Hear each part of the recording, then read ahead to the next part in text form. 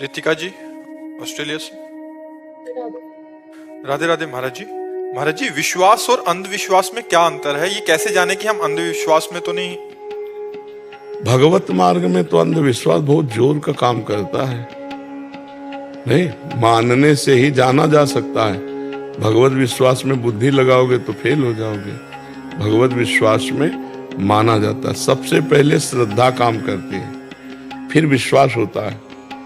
पहले विश्वास नहीं, पहले विश्वास की जरूरत नहीं, पहले श्रद्धा की जरूरत है।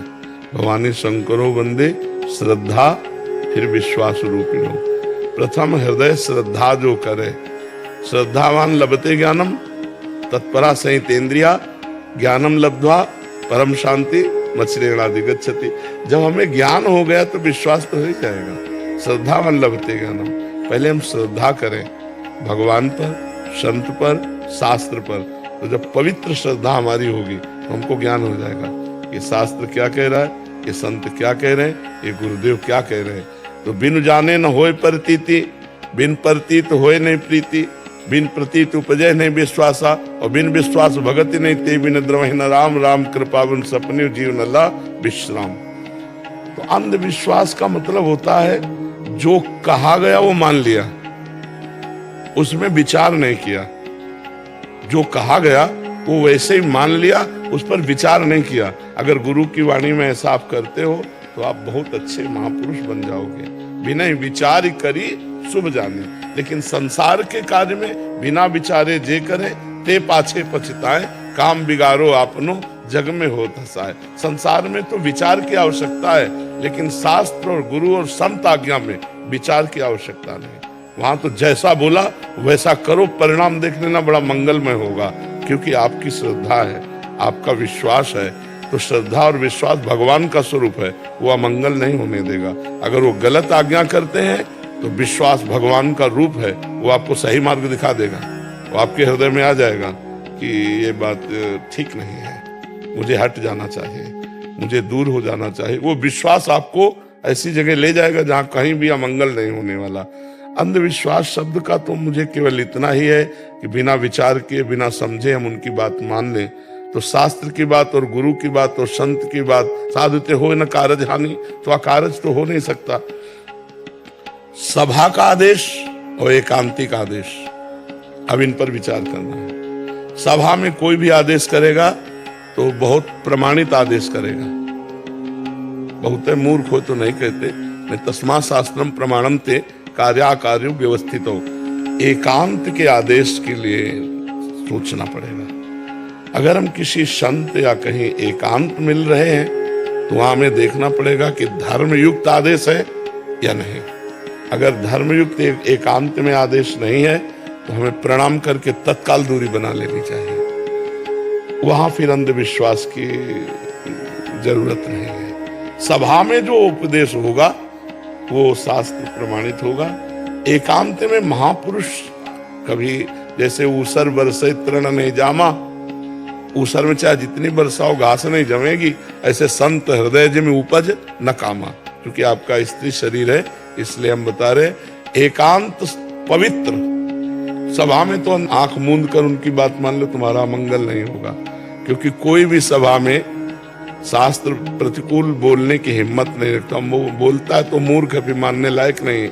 एकांत थोड़ा गड़बड़ हो सकता है। अगर वो सिद्ध पुरुष नहीं है और आप एकांत में उससे मिल रही हैं और एकांत, तो फिर गड़बड़ हो जाएगा। शास्त्र में विचार करने की जरूरत नहीं, वो अपने आप आपको शुद्ध मार्ग बता रहा है।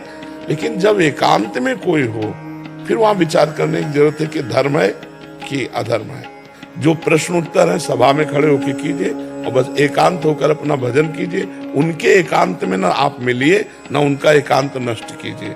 पर अगर संयोग वशात कभी एकांत मिलता है तो आपको उस समय धर्म को देखना है कि ये जो आदेश कर रहे हैं ये धर्मयुक्त है या अधर्मयुक्त है। यदि अधर्मयुक्त आपको संशयपूर्ण लगता है तो प्रणाम कीजिए, भाग जाइए और कभी मत जाइए एकांत में, तभी बात बनेगी। समझ में आ गई? महाराज जी इसमें एक समाधान चाहिए था महाराज जी। जैसे भक्ति मार्ग में क्योंकि शास्त्र भरे पड़े हैं, अपने भक्तों के चरित्र भरे पड़े हैं, गुरुजन कह रहे हैं, उस पर हम विश्वास करें या अंधविश्वास करें, पहुंचेंगे सीधा प्रभु के पास ही। महाराज जी जैसे आज कलयुग बढ़ रहा है तो आज पखंड का भी बहुत बोलबाला हो रहा है महाराज जी, इसमें विश्वास और अंधविश्वास में उस धरा से कैसे देखा जाए? सभा में होश में बोलना होता है सबको, और जो होश में नहीं बोलता उसे मूर्ख कहते हैं, उपहास होने लगता है उसका।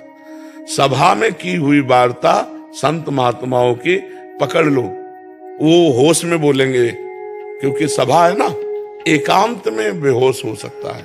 अगर सिद्ध पुरुष नहीं है तो एकांत में गड़बड़ी हो सकती है। बहुत सारे ऐसे हैं कि ये टोटका कर लो, वो कर लो, यहाँ ये बांध लो तो उससे कल्याण हो जाएगा, मतलब वहां अंधविश्वास करें या ना करें?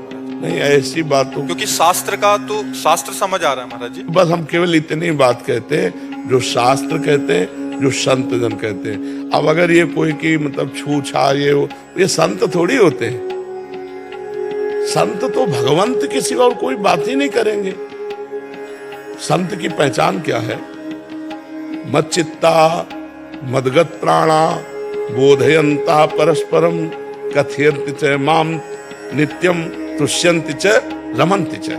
ये भगवान ने बताया कि जो मेरे चित्त वाला है, मेरे प्राण वाला है, केवल मेरी चर्चा करता है, मेरी ही चर्चा में रमण करता है, उसी में संतुष्ट रहता है, परस्पर बातें भगवान की, समस्त दुखों की निवृत्ति हरि स्मृति से होती है, भगवान की आराधना से होती है। ये छू छा इधर उधर हवन ग्रह नक्षत्र ये सब, ये हम इन पर, जैसे आप कह रहे हैं संतों के पास वो तो विश्वास अंधविश्वास कैसे जुड़ जाओ वो परम कल्याण है महाराज जी, वहां धोखा हो जाता है महाराज जी। वो अंधविश्वास मतलब उस चूंकि वो अपने यहाँ ऐसा कुछ है नहीं तो हम उस विषय का कोई ज्ञान रखते नहीं, और उस विषय की हमारे अंदर मान्यता भी नहीं है। तो ये सब इन बातों में तो अंधकार है, इन बातों में तो अंधकार है, इनको इन बातों को नहीं मानना चाहिए।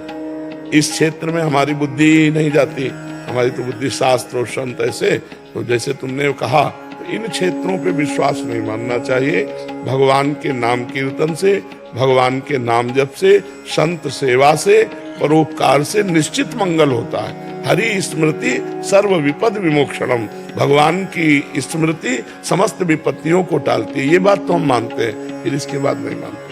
आपको हमारी उम्र लग जाए, आप स्वस्थ रहें, बस यही कामना करते हैं सारे लोग, बस आप ऐसे ही रहें। आप भगवान के वो तो हाथ है जोरी, जब तक अब नहीं तो ट्रांसफर आ जाएगा तो चल देंगे।